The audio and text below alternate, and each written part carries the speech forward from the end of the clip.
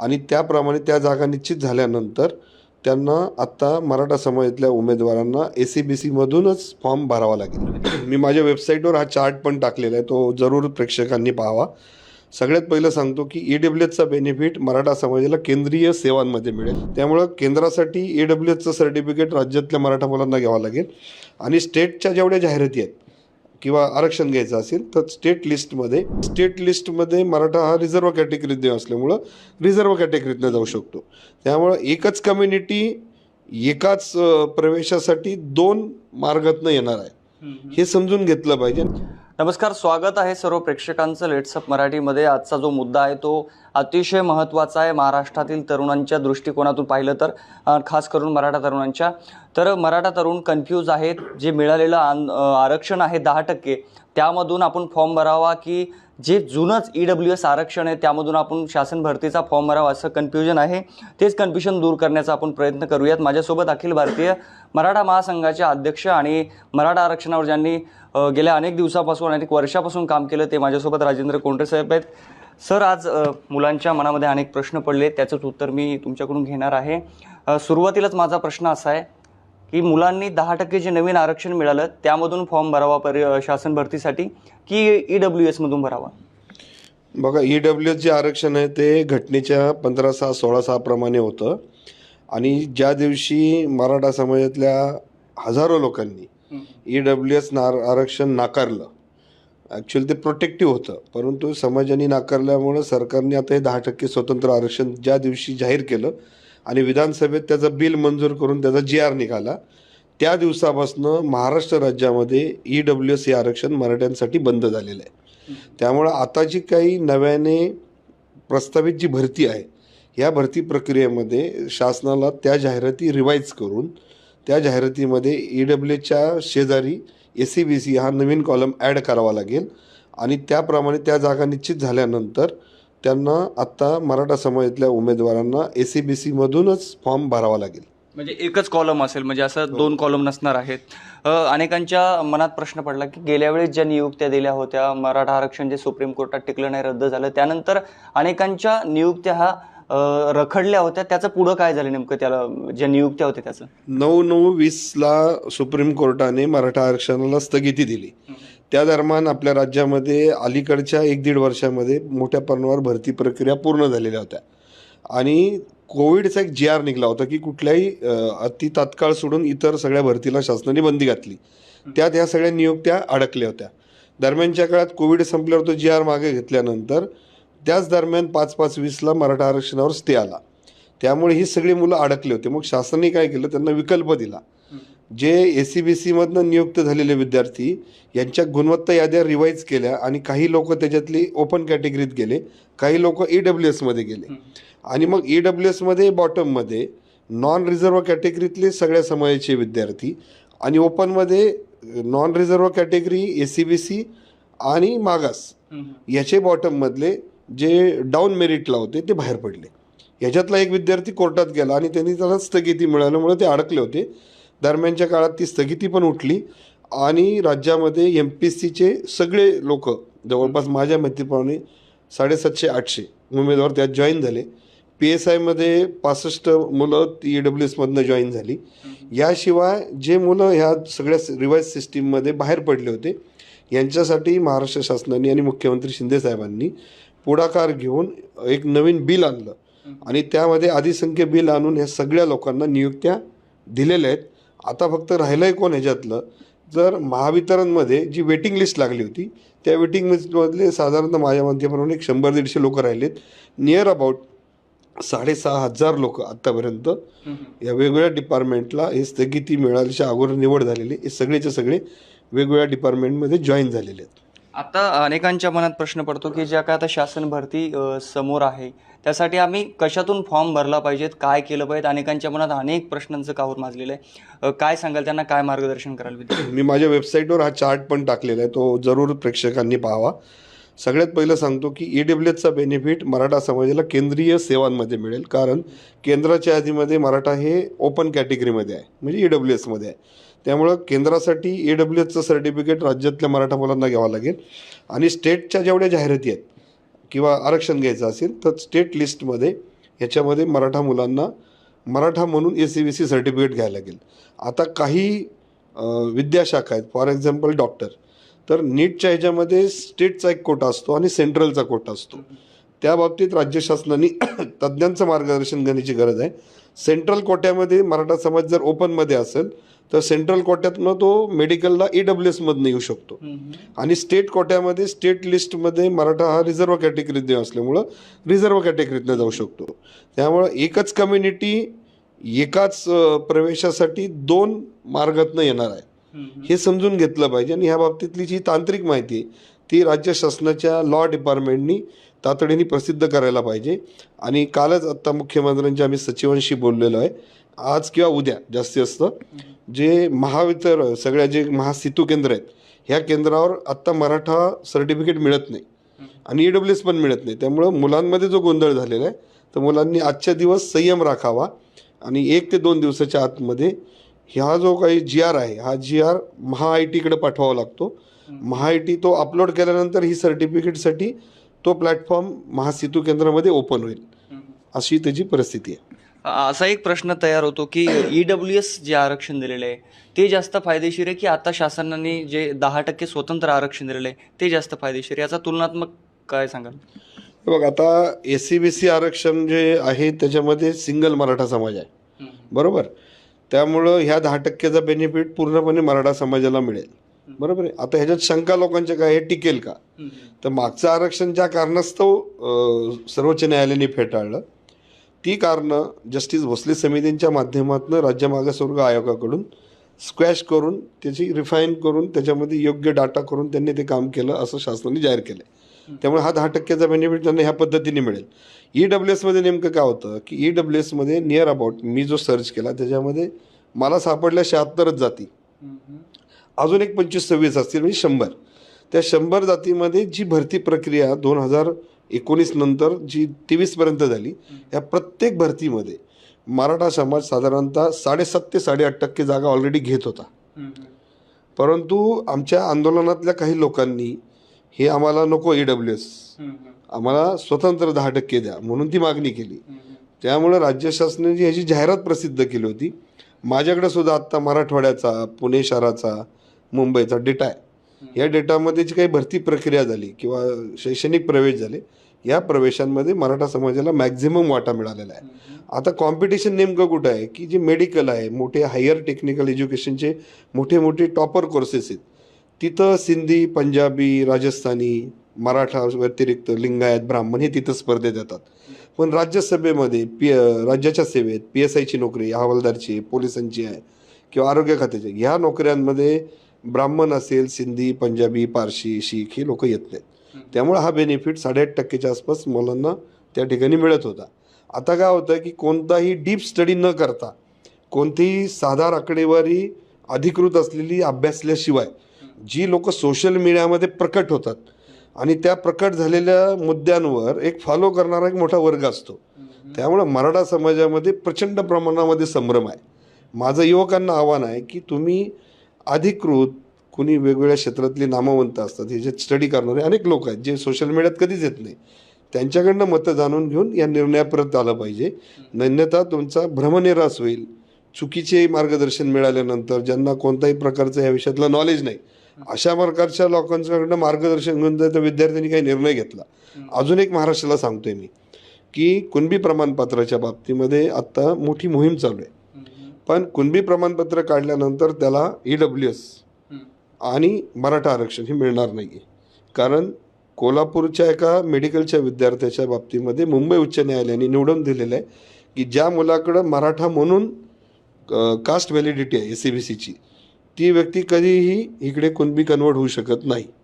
हे सुद्धा महाराष्ट्रातल्या मुलांनी ध्यानात घेतलं पाहिजे, नाहीतर 2-2 सर्टिफिकेट काढून त्याच्यातनं तांत्रिक घोळ एक मोठ्या प्रमाणावर होऊ शकतो. अतिशय महत्त्वाचा प्रश्न तुम्ही सर उपस्थित केला, तुम्ही विचारणार होतो पण तुम्ही बोललात कुणबी प्रमाणपत्र काढल्यानंतर मराठा जे आरक्षण स्वतंत्र 10% मिळत ते आणि EWS या दोन्हीवर पाणी ओतावं लागेल आणि OBC मधलाच फक्त मला फायदा घेतो. कुणबीमध्ये 19% आरक्षण आहे OBCचं आणि त्याच्यामध्ये 513 जाती आहेत. तर या 513 जातीशी कॉम्पिटिशन करून तुम्हाला त्याच्यामध्ये कुणबी प्रमाणपत्र घेऊन जाता येतं, त्याच्यात कुठल्या प्रकारची अडचण नाही. आणि मराठवाडा व्यतिरिक्त महाराष्ट्रात बहुतांश ठिकाणी आणि कोकण वगळता लोकांनी कुणबी प्रमाणपत्र काढून ओबीसीचा लाभ घेतलेला आहे. आता परिस्थिती की मराठवाड्यामध्ये 2-5 लाख लोकांना ती प्रमाणपत्र मिळेल, पण अख्खा 3.5 कोटी मराठा जर कुणबी म्हणून तुम्ही त्या बॉक्समध्ये टाकला तर तो बॉक्सच फाटून जाईल.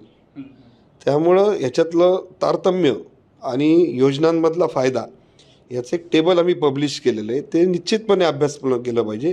लोकांना असा समज झाला आहे की ओबीसीत गेल्यानंतर फार मोठं काही असं मिळणार आहे, तर त्यांनी आत्ताही राज्य शासनाच्या सगळ्या वेबसाईटवर वेगवेगळे डेटा आहेत ते डाउनलोड करावेत आणि खरंच काय झालेलं आहे का याची तपासणी करण्याची गरज आहे. म्हणून मी ओबीसी नेत्यांना नेहमी सांगत असतो की तुम्ही ज्यावेळेस समाजाचं प्रतिनिधित्व करता तेव्हा समाजाच्या पदरात काय पडतं का याचा गांभीर्याने विचार करा. त्यानंतर तुमचा काय संबंध. मी म्हटलं बाबा माझ्याकडे जर मराठा समाजातला एक घटक कुणबी म्हणून ओबीसीत असेल तर ओबीसीच्या पण हक्कासाठी भांडायचं काम माझं आहे. आणि त्यामुळे ओबीसीचे हक्क आणि त्यांचे अधिकार त्यांना मिळत असताना त्याचा ॲटोमॅटिक बेनिफिट कुणबीला मिळेल. त्यामुळं राज्यातल्या सगळ्या नागरिकांना आव्हान आहे आणि विशेषतः ओबीसी नेत्यांना पण की या कुणबी प्रमाणपत्रावर जी अनाठाई भीती त्यांनी तयार करून घेतलेली ती टाळावी. मी काल बबनराव तायवाडे म्हणून जे ओबीसी संघटनेचे अध्यक्ष आहेत त्यांच्याशी बोललो. ते म्हणले याच्यातनं काही फारसा फरक पडणार नाही, त्यांचा अजिबात त्याला विरोध नाही. काही लोक विनाकारण ते विरोध करून हा निर्णय लांबवत आहेत आणि त्याच्यातनं मराठवाड्यामध्ये जी अस्वस्थता तयार झालेली ती अस्वस्थता मराठवाड्यातल्या लोकांनी समजून घेऊन याच्यावर जर मार्ग काढायचा असेल तर तो मार्ग कसा सोपा आहे तो काढण्यासाठी काही लोकांना बरोबर घेऊन तो विषय सोडवायला निश्चितपणे प्रयत्न करण्याची आवश्यकता आहे. मराठा समाजाच्या आणि शासन भरतीच्या अनुषंगाने मराठा तरुणांच्या फायद्याची गोष्ट काय? सध्या ओबीसी प्रमाणपत्र मिळून त्याच्यातून फॉर्म भरणे, दुसरा ऑप्शन 10% स्वतंत्र आरक्षण, तिसरा ऑप्शन EWS. मार्गदर्शन करा. विद्यार्थी संभ्रमांमध्ये आहे. सोपा मार्ग आणि त्यांच्या फायद्याचा मार्ग कुठला? बघा, ज्याला कुणबी प्रमाणपत्र मिळतं त्यांनी ओबीसीच्या किती जागा कोणत्या भरतीमध्ये आल्यात हे पहिलं तपासलं पाहिजे. जर प्रमाणपत्र मिळालं आणि ओबीसीचा अनुशेष जर भरला गेला असेल तर त्याच्या जागाच निघणार नाहीत. मग जागा निघणार नाहीत तर मग सर्टिफिकेट घेऊन फायदा काय. म्हणून त्यांनी पहिलं चेक करायला पाहिजे आणि त्याचं प्रमाणपत्र पुराव्यासकट निघत असेल तर त्यांनी ते काढावं. पण त्याच्यामध्ये 513 जाती आहेत हे लक्षात घ्या. त्याच्यामध्ये त्याला स्पर्धेत भाग घेऊन मेरिटवर वरती जायचे तेव्हा त्याला ते मिळणार आहे. दुसरा भाग काय की मग स्वतंत्र 10% आरक्षण आहे, त्यात फक्त मराठा आतमध्येच कॉम्पिटिशन आहे मराठा अंतर्गत, ते त्याला मिळेल. आणि EWS केव्हा मिळेल? जर केंद्रीय सेवा असेल तरच त्याला EWS मिळणार आहे. आणि चौथा अजून एक कन्फ्युजन लोकांमध्ये आहे की आमची कोणतीच नोंद नाही, मग आम्ही काय करायचं. त्यासाठी जे सगळे सोयरे आहे किंवा त्याच्या अगोदरची जी कार्यपद्धती, या कार्यपद्धतीत काय म्हटलं की एखाद्या व्यक्तीची जातीचं रेकॉर्डच सापडत नसेल तर त्याचे नातेवाईक आणि त्याची गृह चौकशी करून राज्य शासन त्याला त्याच्या जातीचं प्रमाणपत्र देऊ शकतं. आता तरुणांनी ह्याचा बारकाईने अभ्यास का करणं गरजेचं आहे तर खुल्या प्रवर्गाला जागा किती निघतात, EWSला आता तर गेला विषय, पण SABCला मराठा आरक्षणमध्ये 10% प्रमाणे त्या लागू होतील आतून पुढे, आणि +19% ओबीसीला किती जागा निघतात. असे 2 ऑप्शन करताना सगळ्या जाहिरातींचा अभ्यास करून त्याने तो निर्णय घेतला पाहिजे की मराठा म्हणून भरायचं का. मराठा म्हणून जर फॉर्म भरला आणि तो सिलेक्ट झाला आणि भविष्यात त्याला कुणबी व्हायचं असेल तो होता येतं, पण कुणबीमध्ये एकदा गेला की त्याला हे दोन्ही पिंजरे कायमचे बंद. आता असा प्रश्न पडतो की गेल्या वर्षभरापासून जरांगे पाटलांचं आंदोलन सुरू आहे. त्या आंदोलनाचं फलित काय त्यावर तर तुम्ही सांगाच. मात्र त्यामुळे मराठा तरुणांना कुणबी प्रमाणपत्र मिळणं सोपं झालंय का आणि त्यांचा आता चान्सेस वाढलेत का नोकऱ्यांमध्ये? बघा, प्रमाणपत्र मिळणं जातीचं आणि उपलब्ध नोकऱ्या असणे हे दोन्ही भाग वेगळे वेगळे आहेत. त्यामुळं सगळ्या लोकांना कुणबी प्रमाणपत्र मिळालं आणि त्यांना उद्या जॉब मिळणार आहे असं काही होणार नाही. कारण राज्य शासन दरवर्षी भरून 10,000 जागा भरतं, फार डोक्यावरनं गेलं. आणि स्थानिक स्वराज्य संस्थेचे 10,000 जागा, अशा 20,000 जागा जर दरवर्षी भरल्या तर SABCतनं आमच्या वाट्याला किती येतील तर फक्त 2,000. आणि 19% कुणबीमध्ये एक साधारणतः 500 जागा मिळतील आम्हाला. 2,500 लोकांना फक्त त्यातनं जॉब मिळणार आहे, हे लक्षात घ्या. मग मराठा समाजापुढे पर्याय काय तर MPSC असेल, स्पर्धा परीक्षा आहे, हा सरकारी नोकरी मिळवण्याचा एक राजमार्ग आहे. तसा तो चक्रव्यूह पण आहे. चक्रव्यूहात अडकायचं का नाही त्या तरुणांनी आणि त्याच्या पालकांनी ठरवायचं. हे सगळं असं आभासी जग आहे. मग आभासी जगामध्ये जो 99% सरकारी नोकरी व्यतिरिक्त जो आता प्रायव्हेट सेक्टर आहे, कोऑपरेटिव्ह आहे, बँकिंग आहे, IT सेक्टर आहे किंवा कृषीपूरक व्यवसाय आहेत, ह्या सगळ्या क्षेत्रामध्ये जिथं जिथं संधी आहे ते दरवाजे तुम्हाला ठोठावेच लागणार आहेत. त्यामुळं एकाच गोष्टीच्या मागं लागून आपली अनेक वर्ष त्याच विषयांमध्ये घालण्यापेक्षा आपल्याला ती लढाई चालू ठेवून आपल्याला इतर जी दरवाजे आपण त्याच्याकडे लक्षच देत नाही तोपर्यंत महाराष्ट्राच्या बाहेरनं जी लोक येतील ती त्या क्षेत्रावर कमांड करून बसतील.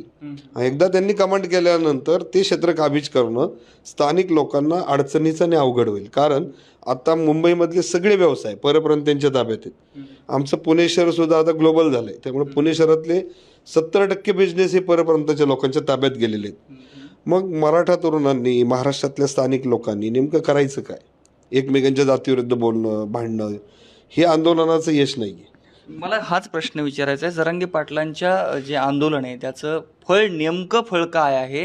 आणि दुसरा प्रश्न असा आहे की या आंदोलनामुळे कन्फ्युजन वाढलं का? EWS वेगळं, 10% वेगळं, आता कुणबी वेगळं, काय नेमकं या दोन प्रश्नांचं? जरांगे पाटलांची जी सगळी पहिली मागणी होती त्या मागणीचा मी साक्षीदार आहे. कारण मुख्यमंत्र्यांकडची पहिली मिटिंग झाली त्याच्यामध्ये कमिटी निर्माण करायचा होता. त्या 2च मागण्या होत्या.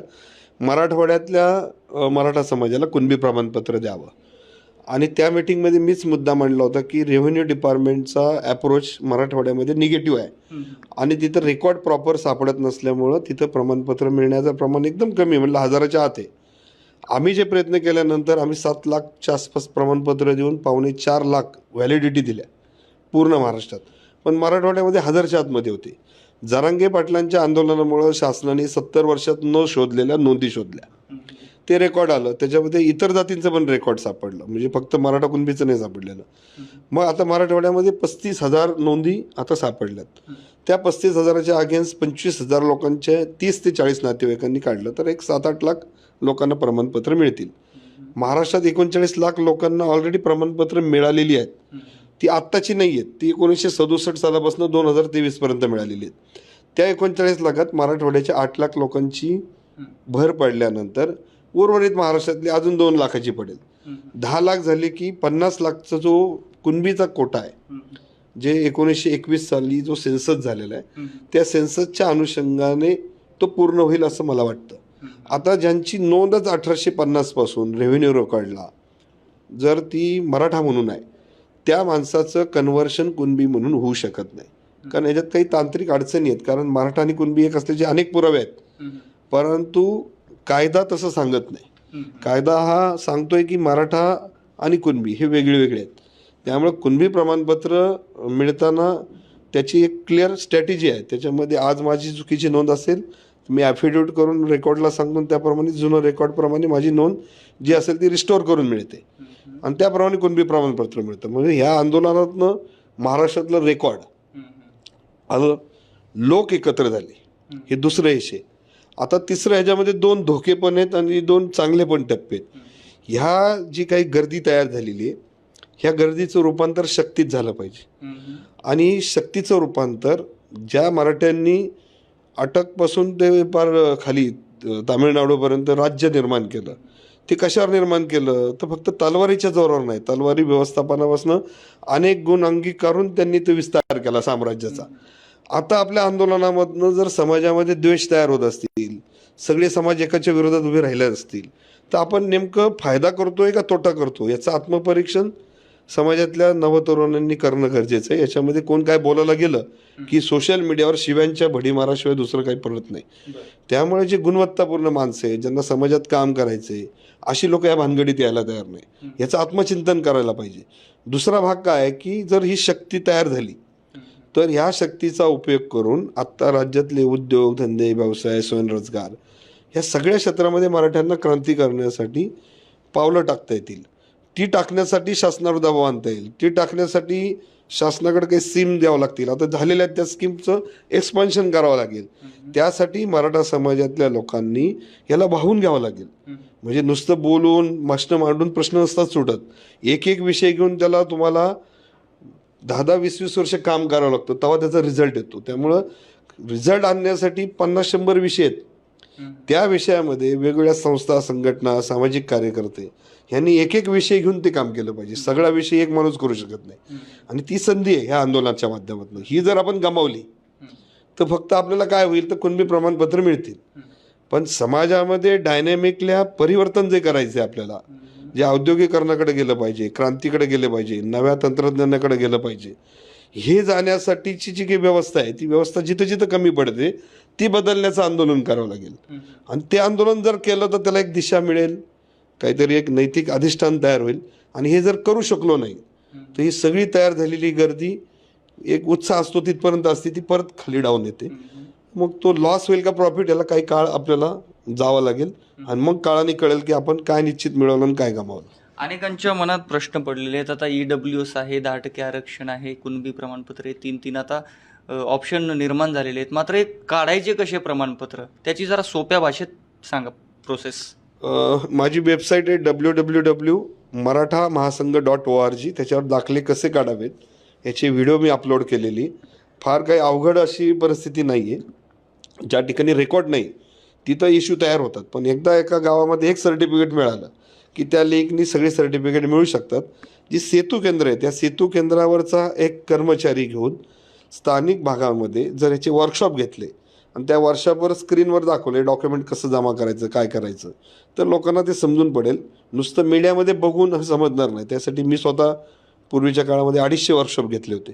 आणि सर्टिफिकेट कसे काढायचे, काय यायचे, कारण बारीक बारीक गोष्टी असतात. त्या प्रत्येक गोष्टीमध्ये प्रत्येक जिल्ह्याने या वेगवेगळ्या समस्या असतात. मग ह्या समस्या निराकरणासाठी प्रशासनातले निवृत्त लोक, सेतू केंद्राचे लोक आणि स्थानिक संस्था, संघटना, जे सामाजिक कार्यकर्ते, त्यांनी वर्कशॉप घेऊन या मुलांना मार्गदर्शन करण्याची गरज आहे. EWS प्रमाणपत्र हे फार फायदेशीर वाटतं, तुम्ही बोलले त्याप्रमाणे. ते काढण्यासाठी काय नेमके कागदपत्र पाहिजेत आणि किती दिवसात ते मिळू शकतात? EWSला सोशल बॅकवर्डनेस लागत नाही, एज्युकेशनल बॅकवर्डनेस लागत नाही. पण आता ते महाराष्ट्राची मराठ्यांनी संधी घालवली. पण केंद्राच्या ह्याच्यामध्ये त्याला 8 लाख रुपयाचं उत्पन्न मर्यादा आहे. आता काही लोक ह्याच्यात कन्फ्युजन तयार करतात. 5 एकर शेती, मग आता आमच्या आजोबाच्या नावावर 8 एकर आहे, मग आम्हाला नाही मिळणार. तर ह्याच्या आजोबाला 4 मुलं झालीत आणि 4 मुलांना 4 नातू झालेले आहेत. तर त्याचा मानवी हिस्सा त्याच्या वाटणीप्रमाणे जो होतो तो हिस्सा त्यांनी शपथपत्रावर द्यायचा की माझा मानवी हिस्सा एवढा येतो, त्यामुळं तो 5 एकरच्या आतमध्ये येतो, सर्टिफिकेट मिळतं. सोशल मीडियातनं हे कन्फ्युजन केल्यामुळे लोकांनी EWSला नकार दिला. हे सगळं सोशल मीडियामुळे झालेलं नुकसान आहे. कारण मराठवाड्यामध्ये लँड होल्डिंग जास्त आहे, विदर्भात लँड होल्डिंग जास्त आहे. त्यामुळे काय झालं की आजोबाच्या नावावर खातेफोडच झाली नसली, वाटणीमध्ये वाद आहेत, त्यामुळे आजोबांनी केलीच नाही वाटणी. त्यामुळे सातबारे मोठे आहेत आणि धारण क्षेत्र कमी आहे. बाकी काहीही लागत नाही. साधारण किती दिवसाची प्रोसेस चालते नेमकी? 8 दिवसाच्या आतमध्ये तुम्हाला हे प्रमाणपत्र मिळतं. कुणबीच्या बाबतीमध्ये ती साईटवर अपलोड करावं लागतं. त्याच्यासाठी जी लागणारी डॉक्युमेंट ही वेगवेगळ्या अथॉरिटीकडनं आणावी लागतात. ती अपलोड केल्यानंतर नायब तहसीलदार ती तपासतो. ती तपासून तहसीलदारामार्फत ते प्रांताकडे जातं आणि त्यांनी ओके केल्यानंतर त्याच्या अगोदर एक गृह चौकशी होती. जर असं वाटलं की याच्यामध्ये सस्पिशियस काय आहे तर तो तहसीलदार निर्णय घेतो किंवा महसूल यंत्रणा. मग ती तलाट्यामार्फत गृह चौकशी होते. त्याचा जाबजबाब करून तो परत अपलोड केल्यानंतर प्रांतांनी ओके केल्यानंतर सेतू केंद्रामध्ये त्याचं सर्टिफिकेट जनरेट होतं. त्याप्रमाणे SABCचं पण तसं मिळू शकतं आणि कुणबीचं मिळू शकतं. आता जो पहिला मी प्रश्न विचारला होता तोच प्रश्न मी परत एकदा नव्याने विचारतो. ते सोप्या भाषेत त्याचं उत्तर अपेक्षित आहे. आता पोलीस भरती आहे, जवळपास 17,471 जागा आहे. त्याची 31 मार्च ही शेवटची तारीख आहे. आणि मराठा तरुणांना आरक्षणातून फॉर्म भरायचा आहे, मात्र जात प्रमाणपत्र मिळत नाही आहे. नॉन क्रिमिनलची एक 15 दिवसाची प्रोसेस आहे. या विद्यार्थ्यांनी सध्या काय करावं, त्यांच्यासाठी काय? मी 1 तासापूर्वीच माननीय मुख्यमंत्र्यांच्या प्रधान सचिवांशी बोललेलो आहे. त्यांना मेसेज पण टाकलेला आहे. यंत्रणा चालू आहे. काय असतं, काही टेक्निकल बाबी असतात, त्या दुरुस्त करताना लॉ डिपार्टमेंटचं ओपिनियन असतं. 5-6 डेस्कवरनं ती माहिती जाते. ती आता 1-2 दिवसामध्ये क्लिअर होईल. आता विषय काय, आज 11 तारीख आहे. ह्या 15 दिवसामध्ये किंवा 20 दिवसामध्ये शासनाने मोठ्या प्रमाणावर मागणी केल्याप्रमाणे त्याला प्रमाणपत्र देण्यासाठी मुवमेंट राबवावं लागेल. आता अडचण काय झाली नेमकी की आता निवडणुकीची आचारसंहिता लागणार, त्यामुळे अख्खी रेव्हेन्यू यंत्रणा त्याच्यात पण अडकणार आहे. हे पण आपण समजून घेतलं पाहिजे.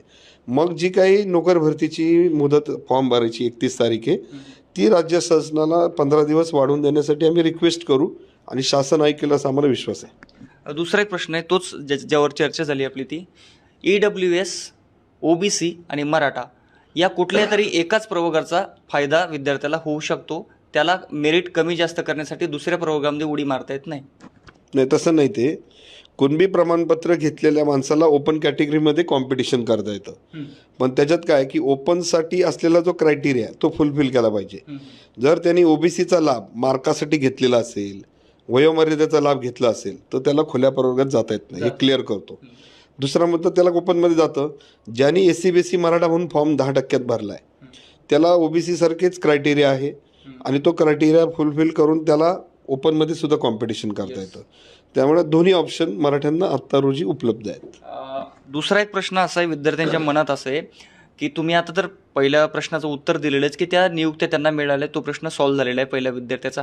पण आत्ता विद्यार्थ्यांच्या मनात असा प्रश्न पडला आहे की आम्ही जर आता आरक्षणातून फॉर्म भरला या आणि पुढे जर सुप्रीम कोर्टामध्ये जर आरक्षण टिकलं नाही तर आमचं काय होणार?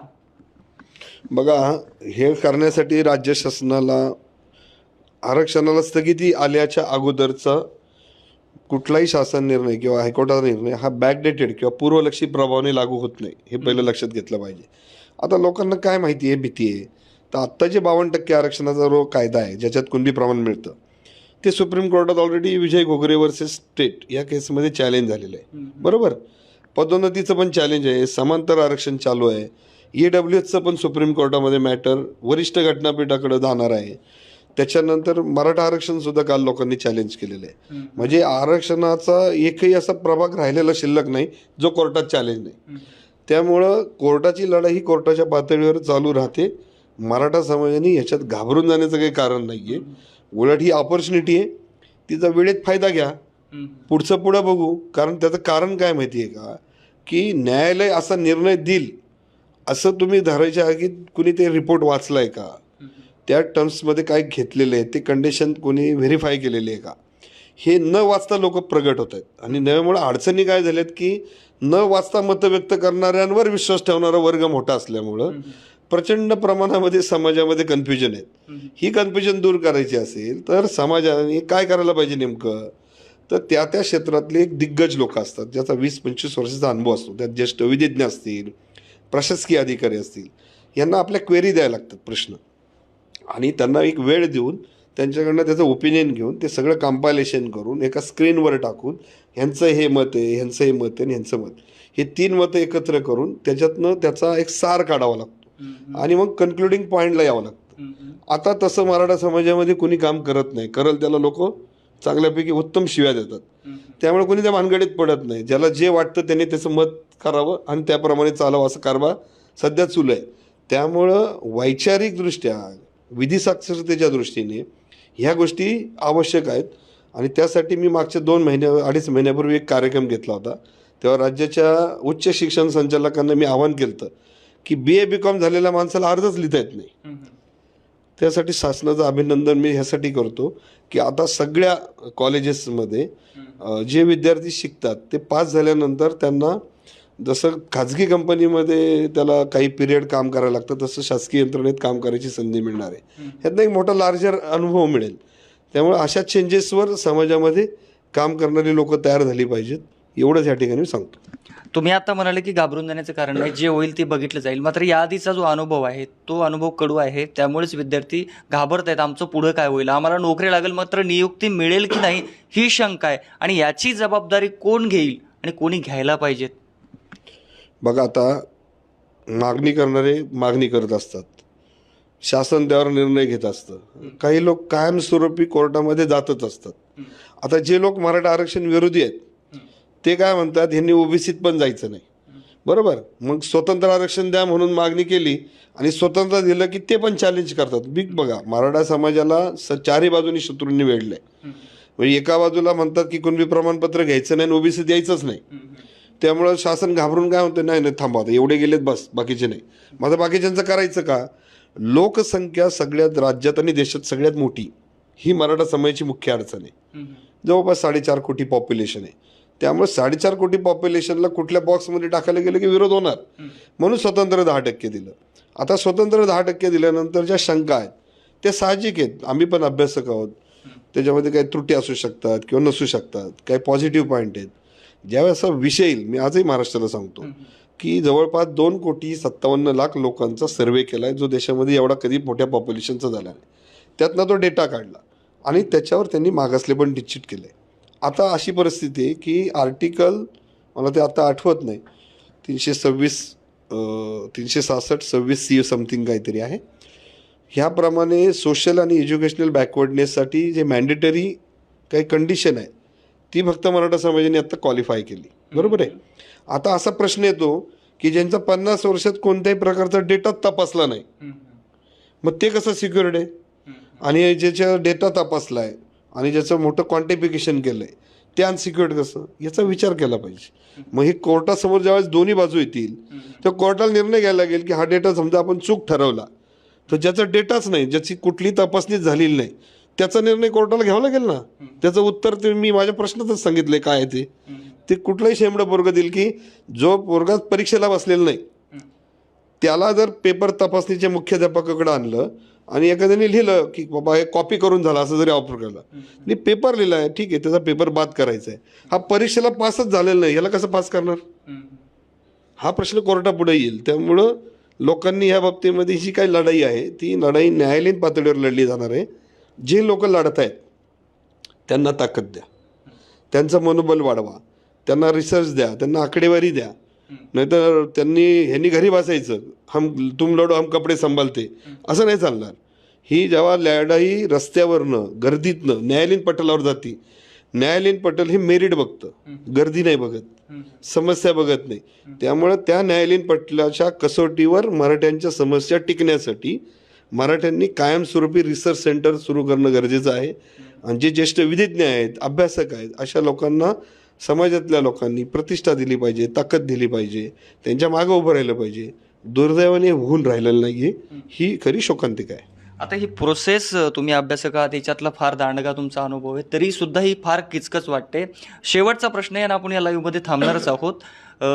तुम्हाला शासनाच्या निर्णयावर आणि कोर्टाच्या निकालाकडे तुम्ही कसं पाहता?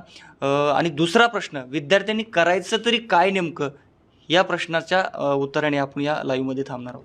मराठा विद्यार्थ्यांनी ज्याला कुणबी प्रमाणपत्र मिळालेलं असेल तिथल्या जागा बघून त्यांनी त्याचा फॉर्म भरावा, काही अडचण नाही आहे. ज्यांना मराठा म्हणून सर्टिफिकेट आहे त्यांनी मराठा आरक्षणातच फॉर्म भरला पाहिजे. एकदा फॉर्म भरल्यानंतर निवड प्रक्रिया पूर्ण झाल्यानंतर न्यायालयाचा काही जरी निर्णय आला तरी तो पूर्वलक्षी प्रभावाने कधी लागू होत नाही. कधी पण बघा, आता मागं पण जेव्हा स्टे झाला तेव्हा मेडिकलच्या ॲडमिशन सगळ्या प्रोटेक्ट झाल्या, ते त्या प्रोसेसमधनंच बाहेर पडले. त्यामुळं असा पूर्वलक्षी प्रभावाने कुठलाही निर्णय लागू होत नाही हे मी महाराष्ट्राला सांगतो. आणि ती न्यायालयीन लढाई लढताना आता सगळीच आरक्षणं ऑन टेबल न्यायालयाच्या पुढे चॅलेंज असल्यामुळं त्याच्यात काय जो निर्णय येतो म्हणून काहीच करायचं नाही, गोंधळून जायचं, असं जर केलं तर मग हातपाय गाळून गेल्यासारखं होईल. त्यामुळं निर्धाराने लढाईला सामोरं जा, फॉर्म भरा, परीक्षा द्या, वेळेत प्रक्रिया पूर्ण करण्यासाठी शासनावर दबाव आणा आणि ती प्रक्रिया पूर्ण करून तुम्ही एकदा नियुक्त झालं तर कोणाचा बाप त्याला काढू शकत नाही. धन्यवाद, तुम्ही आमच्याशी बातचीत केलं. तर हे होते राजेंद्र कोंडरे सर, ज्यांनी की आपल्या सर्वांच्या मनात प्रश्न होते ते अगदी साध्या पद्धतीने समजून सांगायचा प्रयत्न केलेला आहे.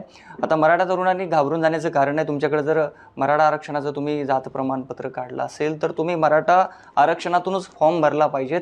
नियुक्ती मिळाल्यानंतर पुढची प्रोसेस काय होईल ती आता अनेक निर्णयावर अवलंबून आहे. मात्र सध्या तरी तुम्ही अभ्यास करा आणि फॉर्म भरा आणि तुमची नियुक्ती तुम्हाला कधी मिळते याचा विचार करायचं त्यांनी एक सल्ला दिलेला आहे.